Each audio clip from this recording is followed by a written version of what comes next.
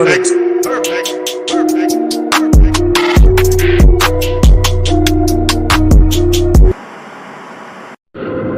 Everybody despises the villain, but never take accountability for creating the villain.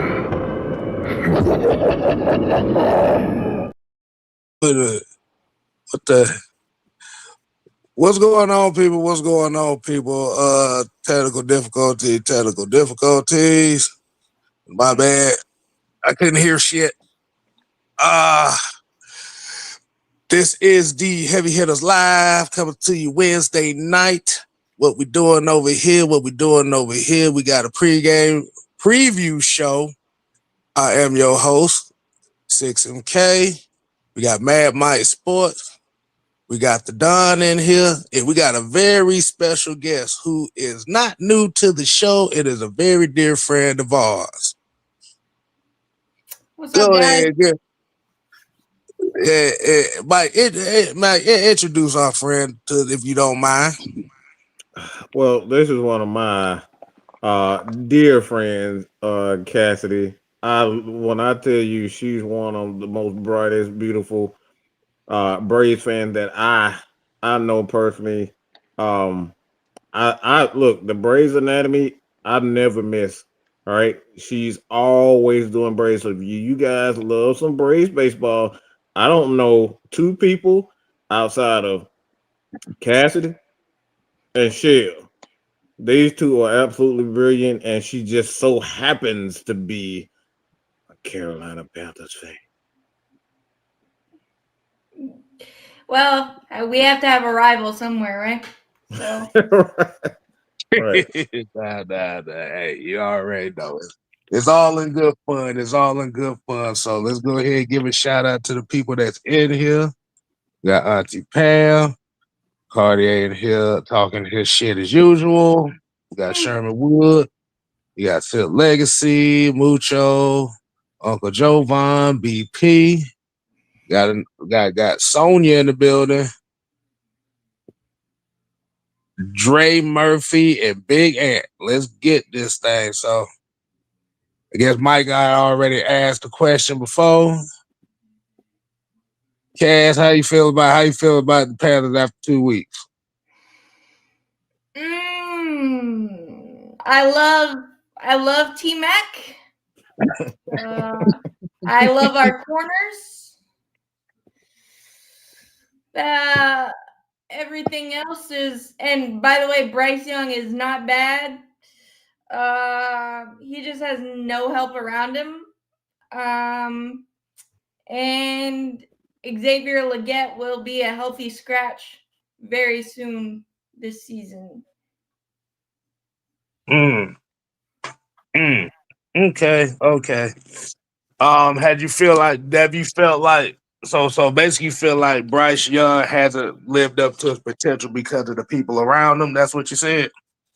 Yes. I'm not saying that his turnovers aren't, you got to eliminate those, but on the first snap of the game against the Cardinals last week, he had no shot. Like, he should have just taken the sack, but he had no shot. So I think most of his turnovers are, a lot of them haven't been his fault. Okay.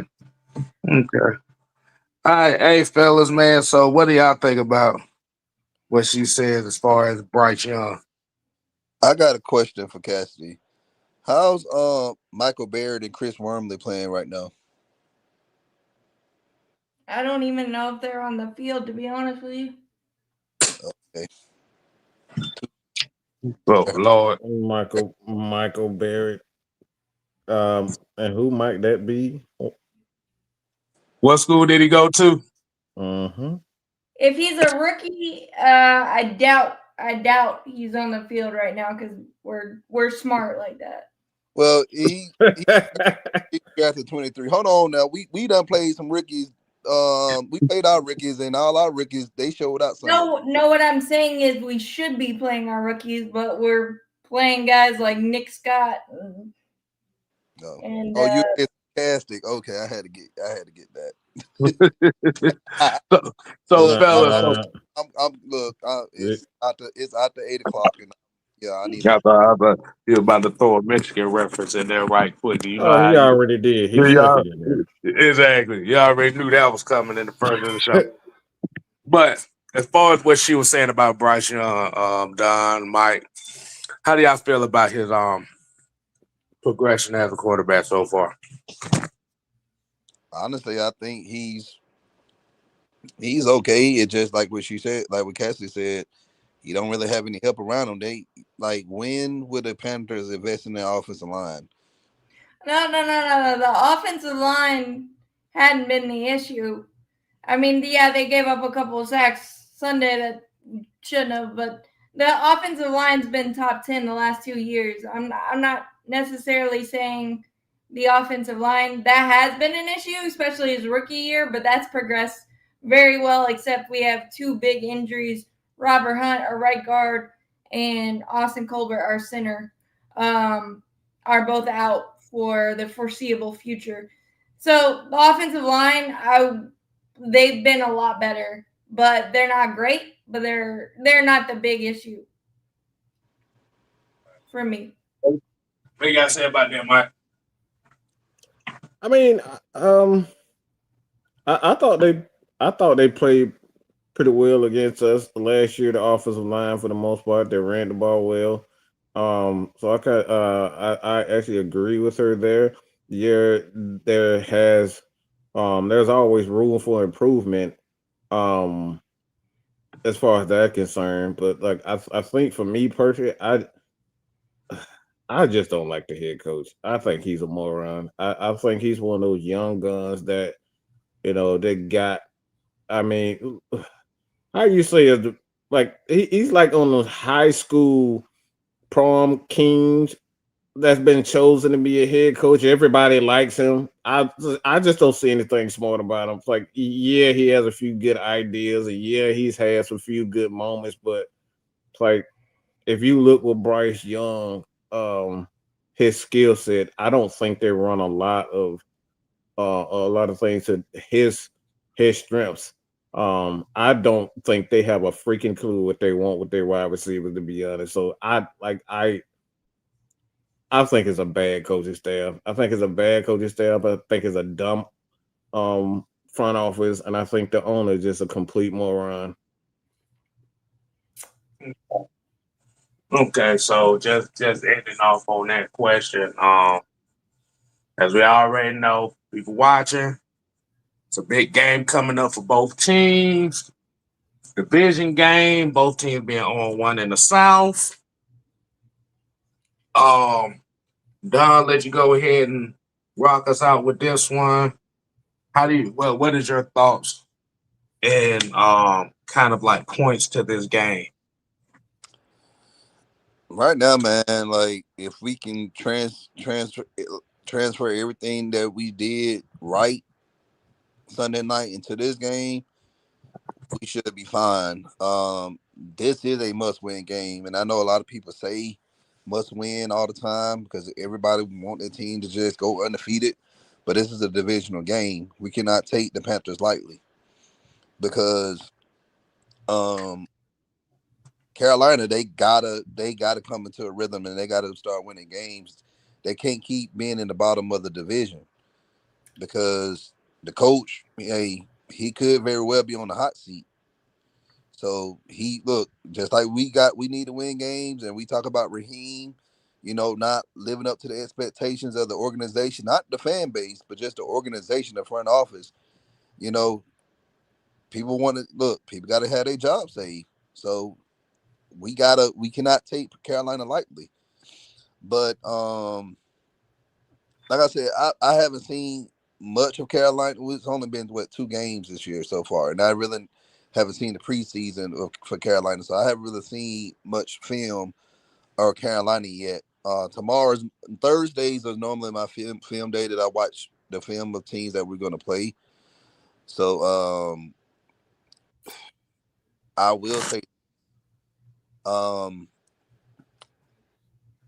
don't think we might be very successful running the ball like we were Sunday night. Like, I think Carolina run defense got a little better. If I'm wrong, Cassidy, please correct me. Okay, well, let's see. We against Bijan Robinson, I honestly think you guys could just hand the ball off 25 times. Not even worry about anything. I will say our run defense in the second half against the Cardinals was a lot better. But no, it's been pretty brutally bad. So that's what I'm saying. The complementary football is not there for the Carolina Panthers. So I think you guys will be fine. I hope we take a step forward run defense wise, but I don't think so. Yeah, that's kind of how I feel like how this matchup is going to be right here. Like I said before, both teams looking for their first division win. I'm kind of expecting this to kind of be another one of those smash mouth games. I know usually with this matchup, the first game is usually the tester, so they're going to try to out physical each other. Then we got a little bit on the edge, but at the same time, like Don said, they can't take them lightly because, like you said, this is a desperation mode for the Panthers right now. And I think hearing from some of the chatter, I think it was said Xavier Legette is going to be out. Am I right on that, Cass, or I that's want something? I want him to be out.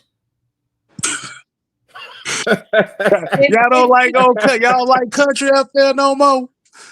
Y'all like old country. Let's just put it this way: Jalen Coker, who is out for 2 more weeks, hopefully only, he still had more yards than Xavier Legette on Sunday against the Cardinals.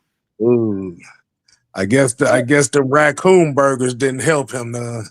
No, I literally, I want to be respectful. I really, really do, because I know people aren't trying to be terrible at what they're supposed to be doing, but it looks like he runs in quicksand.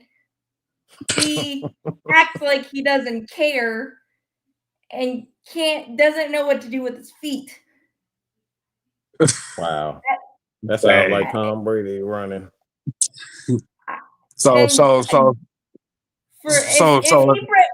If he breaks out on Sunday, I will eat my words. But if he is not a healthy inactive by about week 6 of the season, then we really got a problem. So that pretty much explains why Tech was the guy that y'all picked up in this past draft, just to kind of fill in what Xavier Legette may not bring. Yes. Yeah. Yep. And Tetairoa McMillan is fantastic. We finally picked a wide receiver correctly. Since DJ Moore, we have not picked a wide receiver correctly in the draft until this year. Marshall has been a nightmare. That dude was a nightmare. Marshall didn't work out. Adam Thielen didn't work out. Adam Thielen did work out. He just wanted to go back to Minnesota and all that stuff. He worked out. He was Bryce Young's favorite target. Okay. I remember last year Thielen, he had a good game against us in one of those games. And Hunter Renfrow popped off last week, which was nice to see. But Xavier Legette's just another one of just Jonathan Mingo 2.0 and oh wow. Not that bad. No. The way he looks right now, it just looks like that. And again, I'm not trying to be super disrespectful, but you're asking me to be honest of what I see on the field, and I don't see anything great. I don't. All right, man, Mike. What you think about this matchup, man? And get your take on it. I know. I just don't see Carolina being a real. Um, I just don't think this would be a competitive matchup. I just think the Falcons just have. I think defensively they can match up with everything Carolina wants to do. I think they have the athletes up front to contain um Bryce from moving too much in the pocket. Hopefully they can tackle a lot better.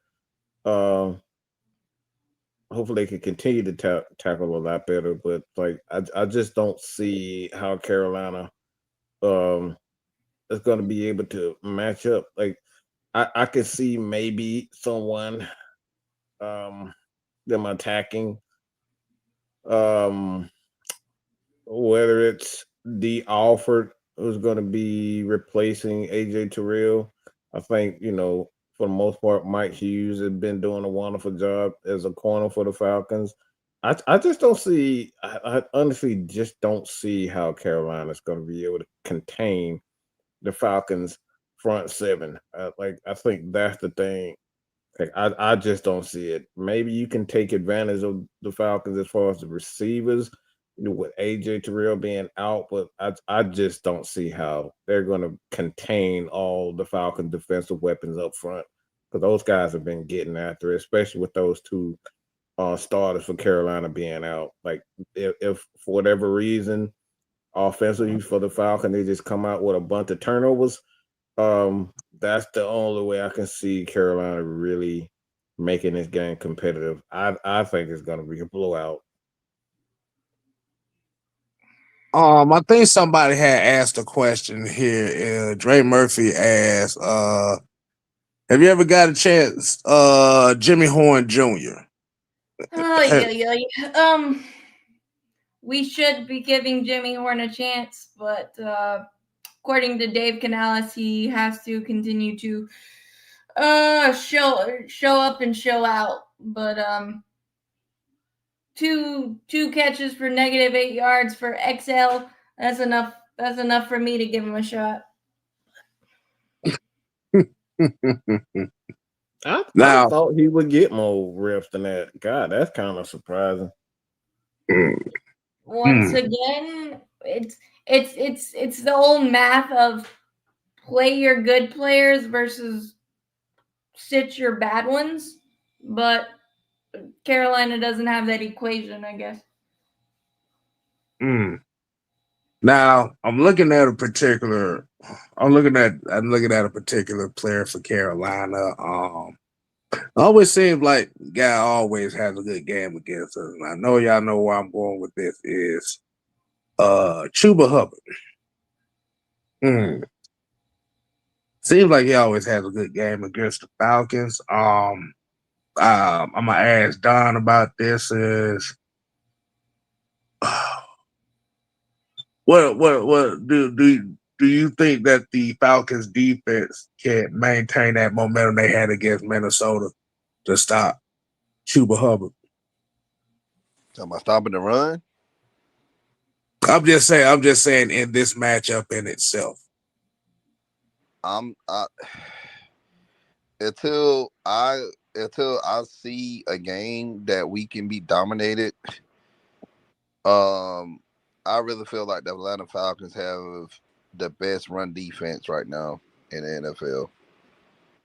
Okay. I know that's a hot take, but I know that we haven't played like we haven't played against elite running backs like Saquon yet. But even in the game last year, against Philadelphia, we in Philadelphia, even when Saquon's not getting enough carries and they have their second running back running, we still did good at stopping the run with them last year. So like I said, I think we have one of the best run defenses in the NFL right now. So I'm not worried about Hubbard. if Carolina wants to win this game, it's gonna be off Bryce Young's feet and him able to make plays and getting their tight end involved in the game. So Okay. and we racking up penalties on defense and all that. We do stupid stuff. That's the only way I can see we losing this game is just poor coaching and just not taking Carolina serious. All right, Cass. Just on the same question. Do you think Chuba Hubbard could go off for another good game against the Falcons, based on what you've seen so far? He could if we don't give up 17 points before we can even breathe and then have to just straight back pass. I mean, Chuba Hubbard's amazing, but we haven't been able to establish him the first 2 games at all. And then we have to chase games, which then means you've got Rico Dowdle in the backfield, and it's not the same. So yes, he could, but we have to establish it first. Okay. What you got on that, Mike? I do. I mean, honestly, I mean, it's Chuba Hubbard. I think Cash is on point with if the game is close, obviously they'll have more of a chance to be able to kind of use Rico Dowdle, as well as Chuba Hubbard together. But like I said, if he's not able to go, if they're not able to establish the run, it's like they're going to have to use Bryce Young as a runner a lot more. And like I said, I don't think that's a good idea to use him as a runner because, he's made some pretty poor decisions when he's running for his life. When he's running for his life, he makes a lot of poor decisions. So I don't, I want to be fair, but I just don't see Carolina offensively. He's supposed to be an offensive genius, and I just haven't seen any of the genius. I really haven't. I have no idea what Carolina is supposed to be offensively. I don't know what their vision is. I don't understand what they're trying to do with Bryce Young. I just don't. I have no clue on what he's doing with Bryce. I don't think he knows, to be honest. Sounds like Dirk. Go ahead, Cass. This sounds like Dirk Cutter to me.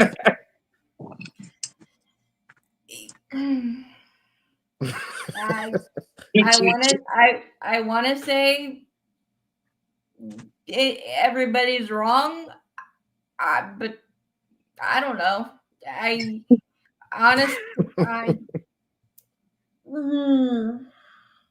I said coming into the season, best case scenario was 9-8, and I always, for the last however many years, 7 years or something, that I just come into the season and I hope that the Panthers are watchable. And the fact that we came back on Sunday made me believe a little bit. We didn't finish it off, obviously, but I think this isn't a team right now. This is pieces. They're not a unit. I don't know the vision. Kind of like Mad Mike said, but and I try to be as positive as I can, but I'm scrapping and clawing for positives. I really am.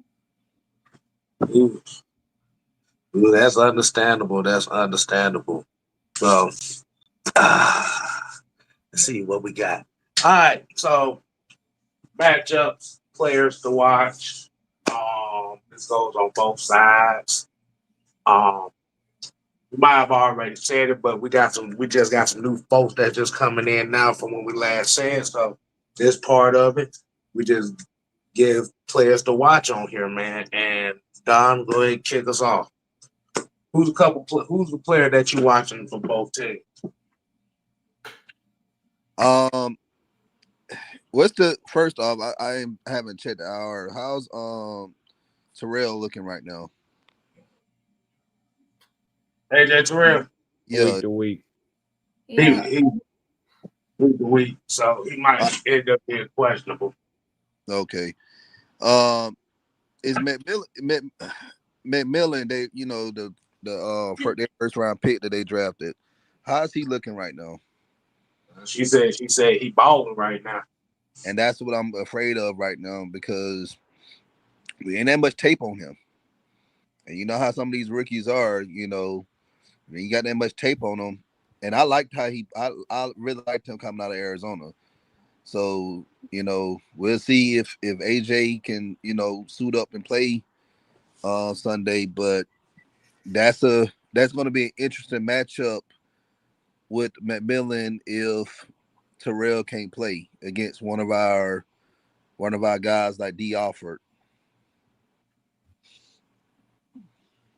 So Okay. that's the person I'm looking at right now, McMillan. Like I just hope he don't go off and out against us. Because like I said, I don't fear Carolina's run game. I just don't. So is that one of those cases where if we have that uncertainty at that position, that front seven is just going to have to be just as aggressive to try to neutralize that weakness? They're gonna have to do the same thing. I pretty much if when I make a short, hopefully sometime by the end of this week before the game, my take is gonna be the same thing like it was last week. We did a great job containing JJ in the pocket. So we're gonna have to do the same thing with Bryce. Keep him contained in the pocket. Have him, if he wanna throw the ball, you're gonna throw the ball in the pocket. But just know we got boys coming for you. So There you go. All right, Mike. What you looking at? What you looking at as far as this? Me? Who you got? No, you go. Either one is fine. It's Go ahead, open. Cass. Go ahead. You go, Cass.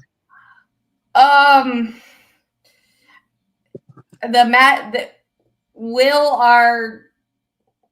our battered and bruised offensive line be able to hold up against you guys?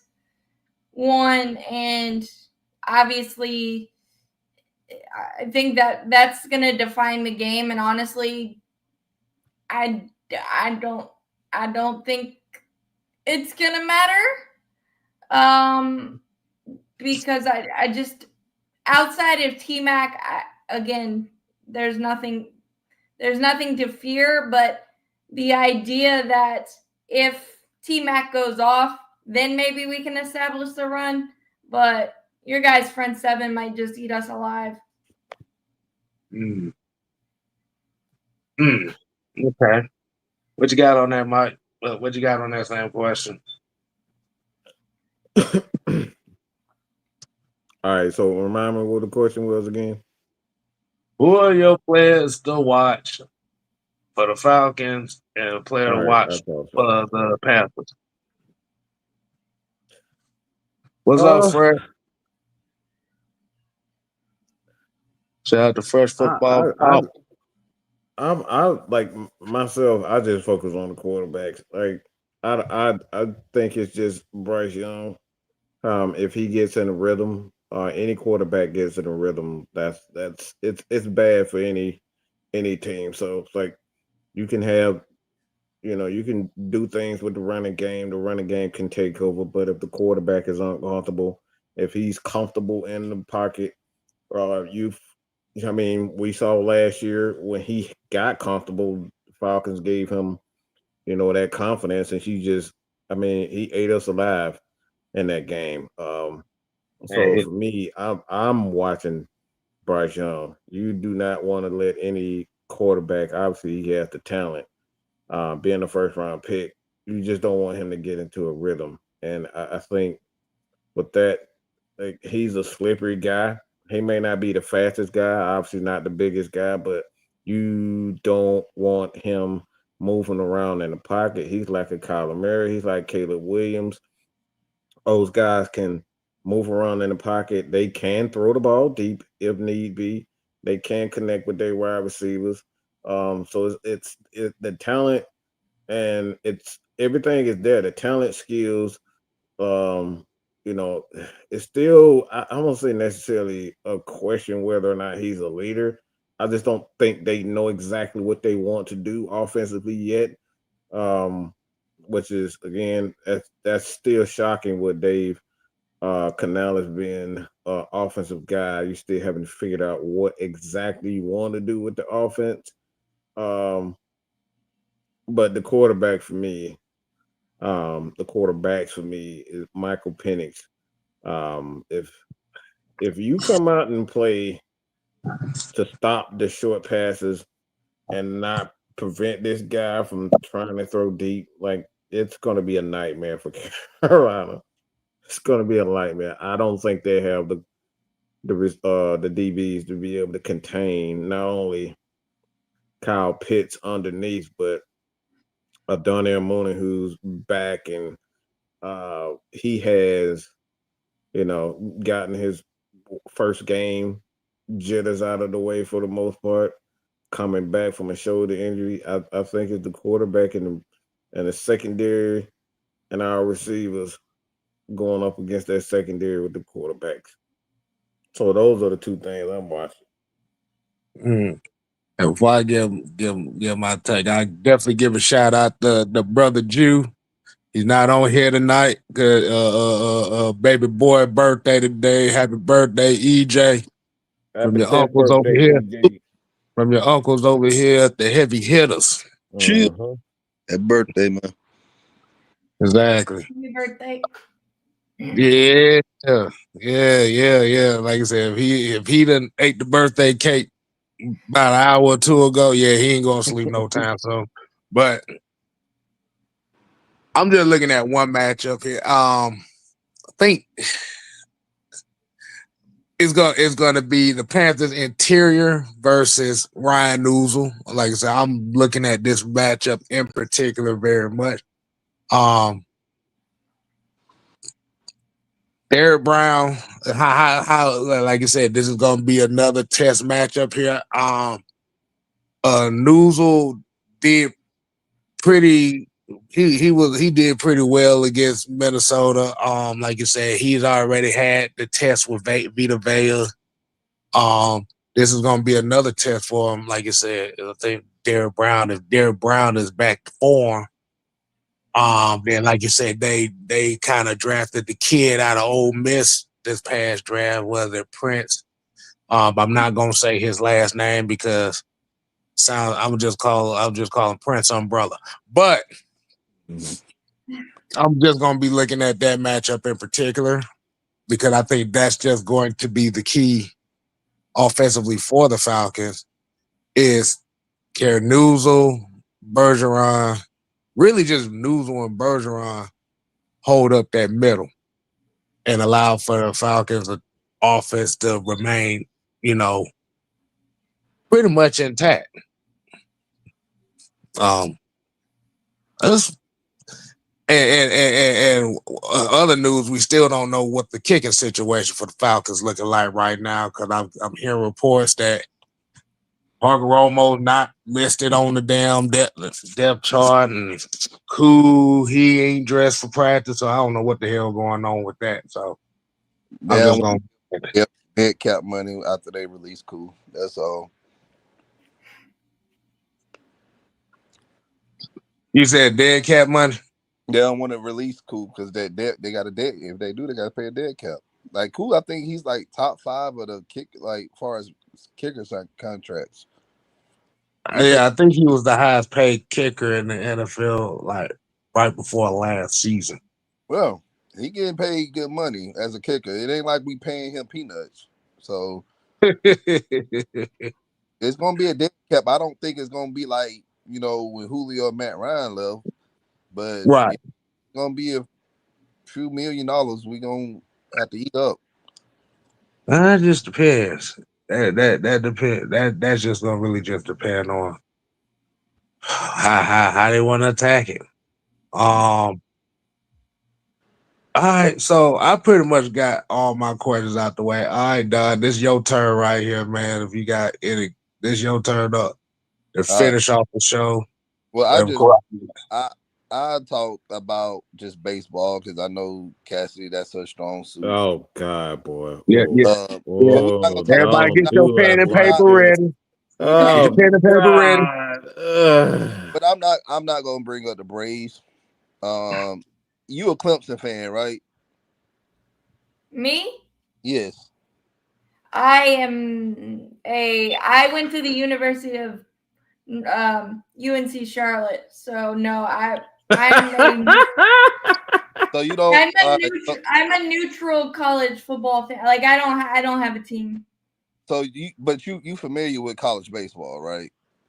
Football and baseball, yes. I'm familiar with them all. I just don't have a allegiance.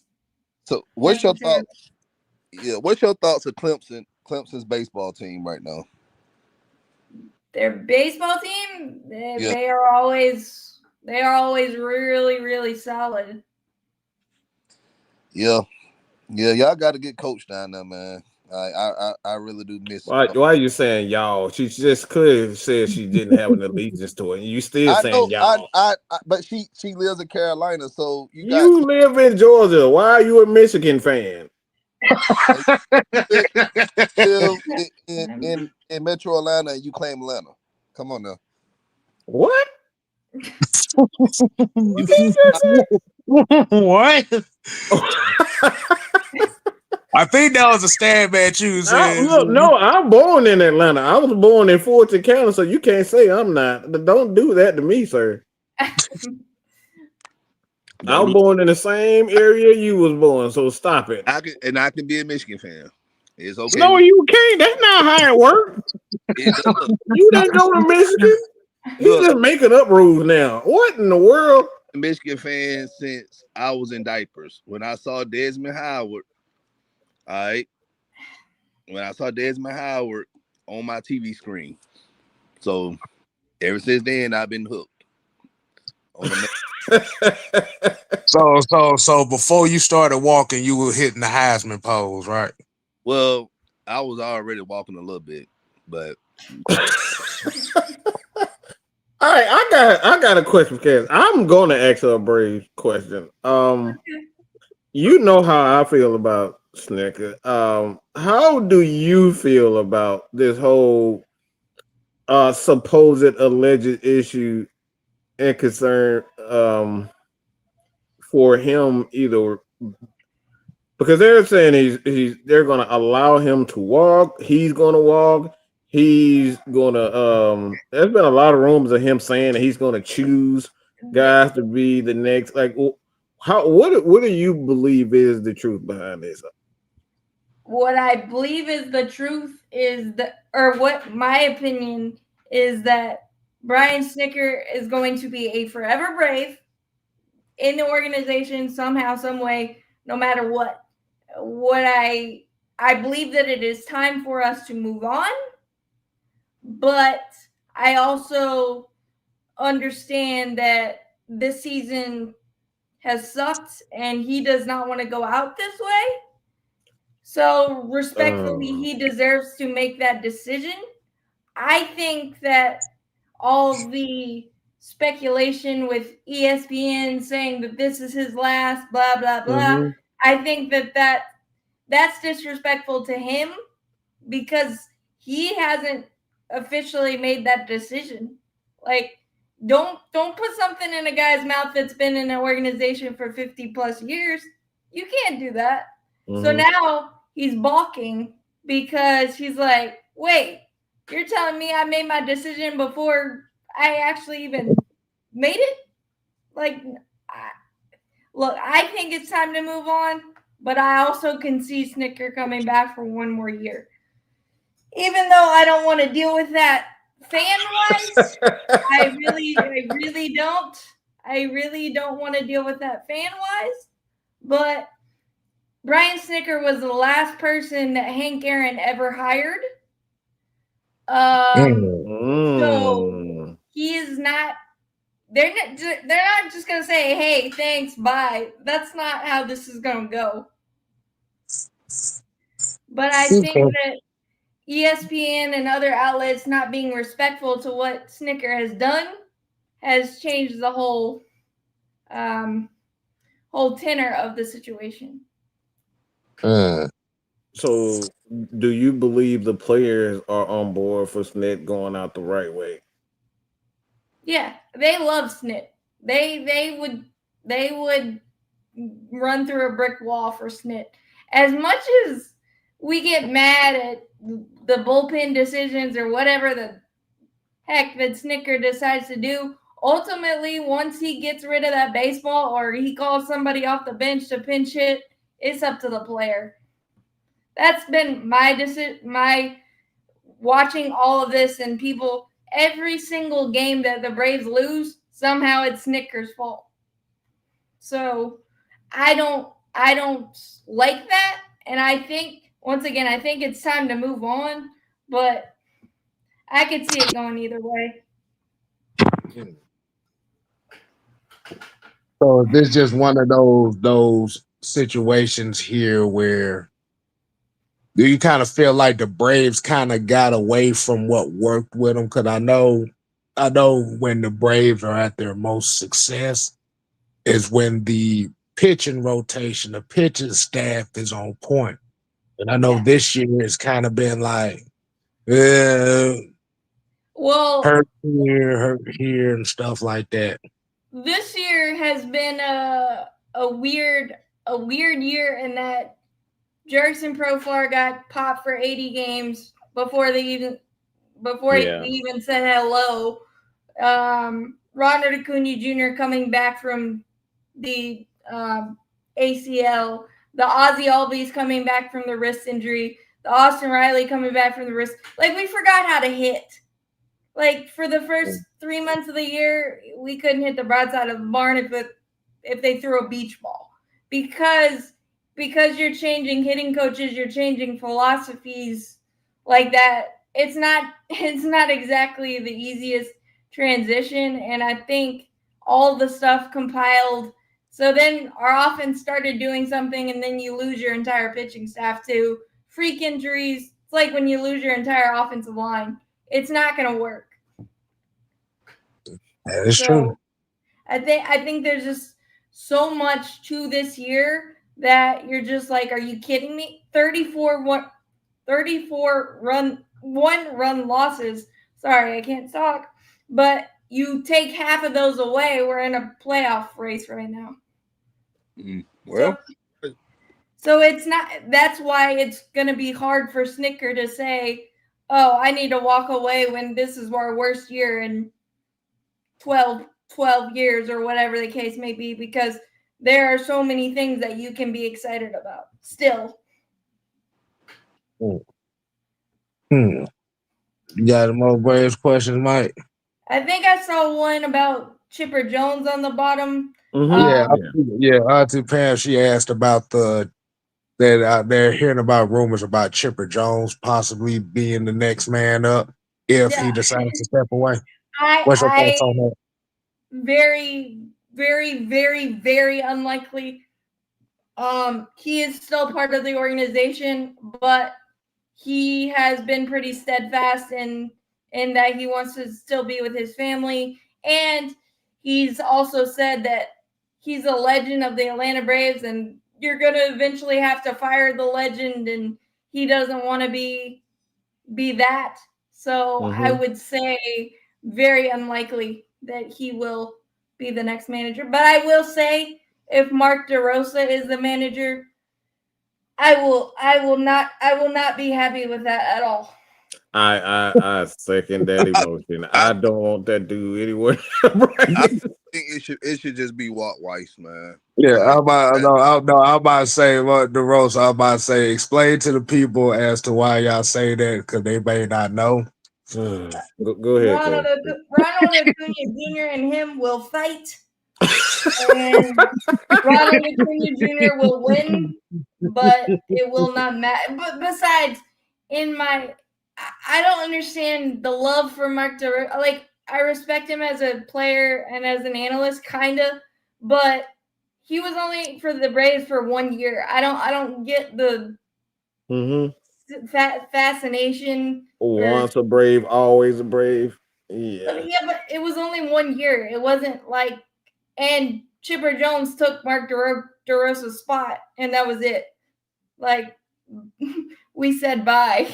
I mean, I know he's managed the WBC, but that doesn't give me any warm and fuzzies. Yeah, if the star player and the coach is butting heads up, yeah, and you already know Ronald Acuna already got a fiery personality in himself. Yeah, that ain't gonna work. Yeah, that's definitely not gonna work. Auntie Pan said the bullpen couldn't hold water. AA Braves playoff player BNK. So this is where my issue comes in at. The bullpen itself, the bullpen has been pretty inconsistent all year. I mean, I can't be surprised. The first guy off the bench name is Will Blewett, so you already know.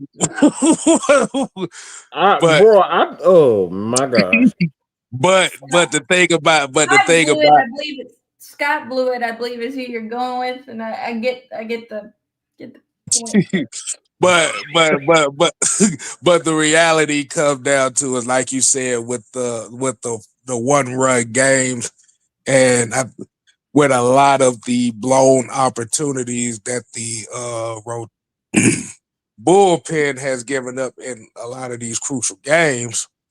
And that was early on, and Raisel Iglesias, our closer, was unpitchable for about a month and a half, but we didn't have any other better options, so we just kind of kept going that way because there was nothing else we could do. And the depth and versatility needs to be addressed with this team, but the rest of it, I feel like we're still in a good spot. I really, really, really do.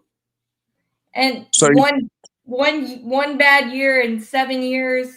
I mean, it's hard to swallow, especially how this season has gone with the close games and whatnot. But I really believe that we will be back and talking about playoffs next year.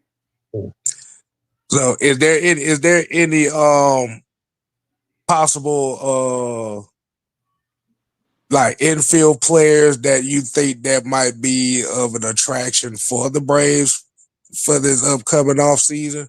Or do you think they should just run it back with everybody they got now? I hope that Ha-Seong Kim opts into his player option because I really liked what he's brought to the table, but it's a $16 million player option, which typically the Braves don't do. They usually do team options, so they have the power instead of the player. So I really hope that Ha-Seong Kim opts into his player option because I think that solves your shortstop issue that we've had the last few years. Willie Castro, he's playing for the Cubs right now, is a really interesting option to me. He can play infield, outfield, everything. And I think the Braves have done a nice job on the waiver wire, picking up certain guys that are definitely going to play into the puzzle this next year and moving forward. I think we've done a really nice job in a crappy year to kind of figure out the pieces already. So Willie Castro is an infield name. I honestly, the shortstop market is very weak. I don't think we're getting Bo Bichette, and I don't think there's a lot of huge names, but I'm sure we'll find somebody pretty sneaky. Yeah, I didn't know Bo Bichette was out there. Oh, that's interesting. He'll probably end up going back to Toronto, in my opinion. But I mean, these shortstop contracts are probably insane. Have been insane, and probably around the Willie Adames number of 170. I think it was 179, I believe. So something like that. This is why our youth needs to be playing baseball right here. I know it's a long road, but I you have get one to more the question. I got what's up? one more question before we end it. So there's been a quite a few people feels that Double A is the reason why the Braves has lost a lot of quote unquote depth with the farm system. How do you feel about that personally? That AA has not done a good job with the farm Mhm. system. Is that what you're Yes. asking? Yes. I think it's a little harsh, because you've got Hurston Waldrop, you got Spencer Schwellenbach, you got AJ Smith. All of those guys are coming up through a system Mhm. that is bottom 3 ranked in baseball, but those guys are coming up and helping you quickly. So I think there's a misconception because there's been so many early graduates of the Braves farm system, and Alex Lodesy, who we drafted second round this year. Yeah. Pay attention to that name because that could be a very, very quick riser. So, and I think the misconception, because we've drafted so heavy pitching, it takes Mhm. a while to develop pitching, and it's always, what have you done for me lately? But Cam Kennedy, Lucas Braun, J.R. Ritchie, those guys are coming, and they're coming really, really fast. So I think and the guys that we have traded from our farm system have netted us Matt Olson, Sean Murphy. We didn't trade Drake Baldwin, who is working for Thank the Rookie God of for the that. Year. I mean, I think there's it's just people trying to find things to complain about. I'm happier now that we address the position player side a little bit more in this last draft. I'm really excited about that. So I think our farm system is just fine. Hey, Mike, you know what I'm thinking right now, right? Good. What? You might have a a trio of Braves fans talking baseball over here. She's always ready for Braves talk. Hey, we loving it over here because, like you said, even me kind of catching back up into it a little bit myself. Mhm. So, like I said, it's kind of good to kind of learn a little bit more. Hey man, I ain't got nothing else, man. So Don, you got any more questions, any more conversations you want to spike up that doesn't involve Michigan? No, I don't have any more questions. I have one more thing, and I just need your guys' opinion. Steve Smith called our city, that his words, not mine, weak ass city, because there's so many fair weather fans for the Carolina Panthers, and I'm not a fair weather fan. I will never be a fair weather fan. You guys know that. But I feel like it's really hard when we're just tired of seeing crappy football. That's not being fair weather. That's just being so. Is Steve Smith right, or is he wrong, I or is think he he's an just idiot. annoying, which he has become lately? He's an annoying idiot. He like some players don't know how to because they've been good and great at everything that they've done. Like when you see as a fan, like you said, crappy football, a lot of crappy play. Um, like you can't force fans to like that, like because your team sucks. Yeah. Like when we as Falcon creators, As Falcons fans, Georgia Tech fans, like we just call it how we see it. If it's bad, it's bad. If it's good, it's good. It's not been pretty in Carolina. You can pretend all you want to, but it's ever since Cam has gone from that franchise, it has been absolute crap. And you can't force fans to love crap. Like I don't care what you want.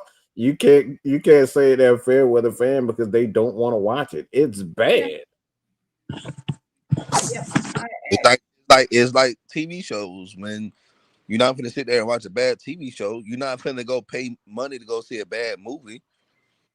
Yeah. Like you're not like people gotta understand. Like people, we are in a somewhat of a recession right now, and Charlotte is not a cheap city at all. It is expensive to live there now.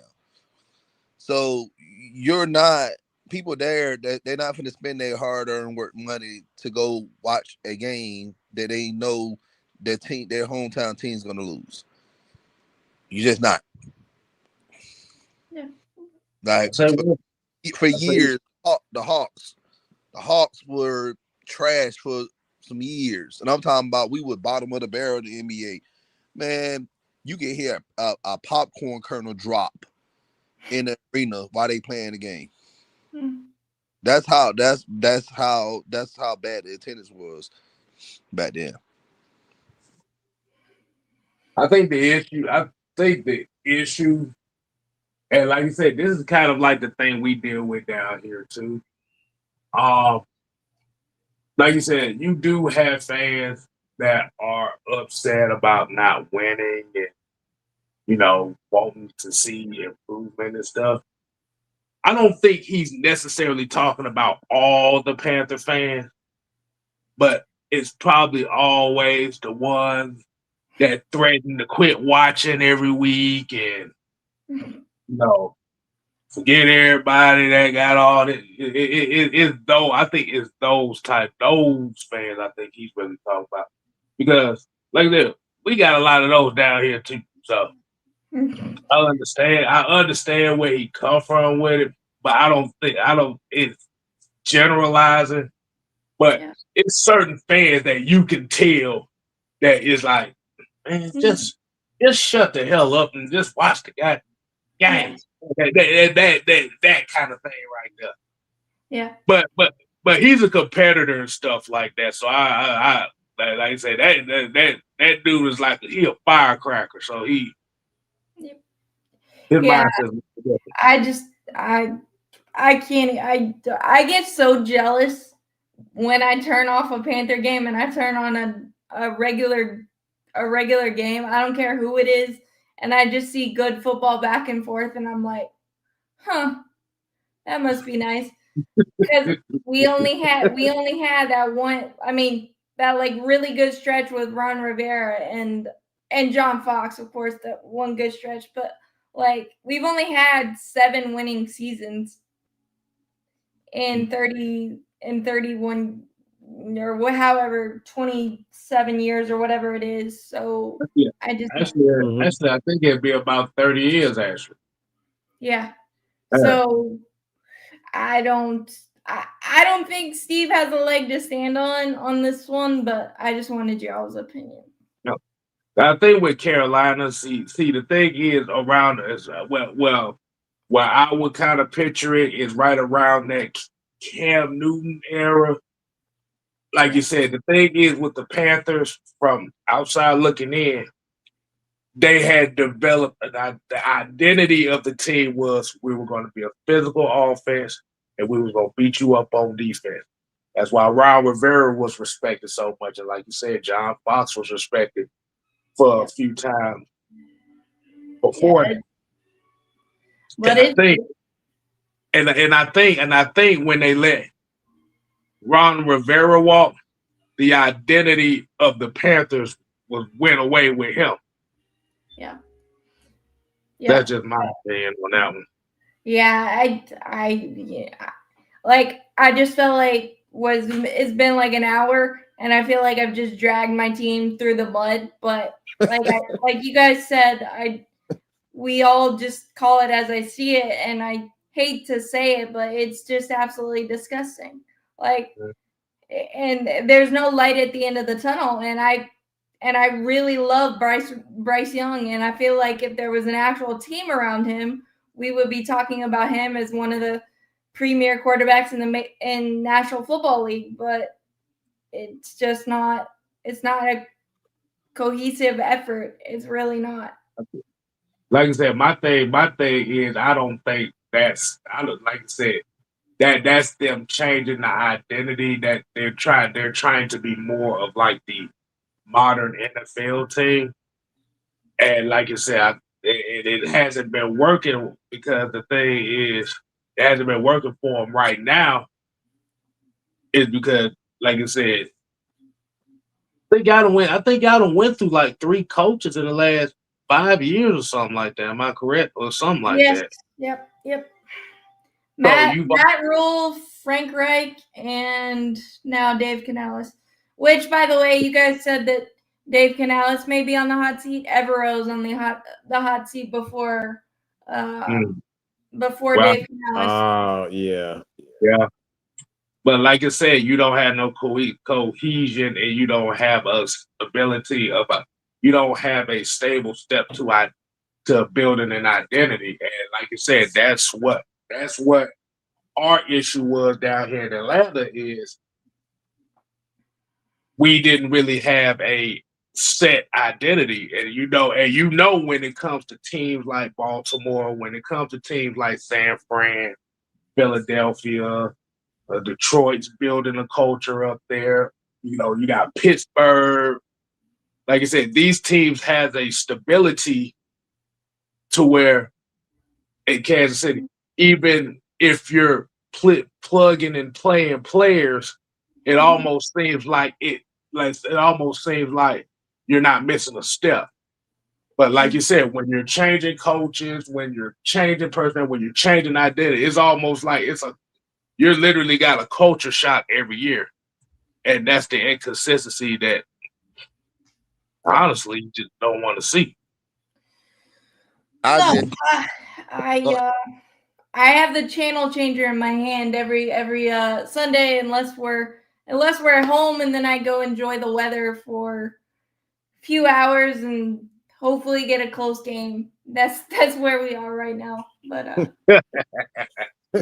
all right, so we're gonna go ahead and give everybody the rest of their night back. Cass, you know, we love you, girl. We appreciate you coming on with us. Love you guys. All right, Mike, Don, y'all got any last word before we get up out of here? That's it, man. Head over to the Braves Anatomy. If you are a Braves fan, a baseball fan, I guarantee you have questions, you will be entertained by Cassidy. I promise you that. Because she teach me stuff about baseball. Like, as y'all saw tonight, like she's very good at what she does. Yeah. And Mrs. Styles and Sonya will be coming up soon too. So y'all be on the lookout for that. And maybe you might see those two with Cass here coming up pretty soon. So we might be working some things up over here. So, man, as we always say, fellas, till next time, we ain't here to play. We here to stay. Oh, yeah, nigga. You ain't got to go home. You might be eating a burrito or something. Got to go home. No, Leo threw me off. I was reading what he was. Look, I'm not gonna be talking about food all the time. Right? Except you just did. I did, but like I'm not trying to talk. Like he brought it up. I'm not gonna be talking about food all the time, y'all. I'm trying. I am on the diet. I'm trying to. You said you're not gonna be talking about food all the time. Yeah, he got another obsession. We know why. That's our face right there. Hold on, let me do this. Mind y'all, this is like the third show that we've done this season, and I haven't brought up food. So I know You've done a great job, Doug. Okay. you throw that picture up all you want to. Oh man. All right, man. We's out here, y'all. Hey, man, y'all have fun. Y'all have fun, and hopefully, you know what? I'm gonna save it for Sunday. I ain't gonna do it. Yes. I ain't gonna do it. Thank you. So yeah, I see. The thing is, I know Mike's kryptonite on how to get him pissed off and get all his rules off. See, there go BP. He already starting it off. The show. We gotta go. Woo.